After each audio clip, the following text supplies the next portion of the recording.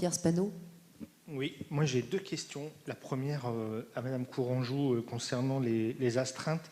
Moi j'ai pas tout à fait compris s'il s'agissait de renforcer du personnel présent sur les établissements ou bien de renforcer la télésurveillance par des astreintes à domicile, par exemple. Voilà, c'est ce que j'ai pas bien compris. Et après j'aurais une autre question sur la délibération 101. Je peux la faire après ou comme vous voulez. Ou en même temps? Alors, ma question sur la délibération 101, je me félicite qu'il y ait des postes de conseiller du numérique qui soient créés. Je trouve que c'est une bonne chose pour répondre à cette mission de service public et qu'on fasse aussi appel à des mesures d'aide financière pour la création de ces postes.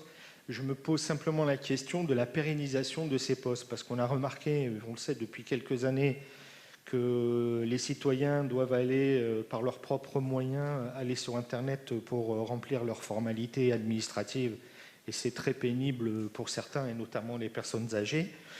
Je pense qu'on va répondre là à un besoin qui va se pérenniser au-delà des 2 ans. Donc, je ne sais pas comment vous avez envisagé la suite, mais il me semble important que pour la suite, on puisse répondre à cette problématique. Voilà, merci.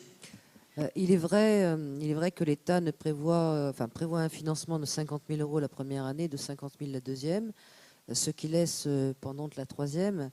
Nous espérons fort évidemment que le dispositif se poursuive, mais néanmoins, quand bien même il ne se poursuivrait pas, nous en avons besoin de ces conseillers numériques, en espérant évidemment que l'accélération des formations fera en sorte que le territoire en ait un petit peu moins besoin plus tard.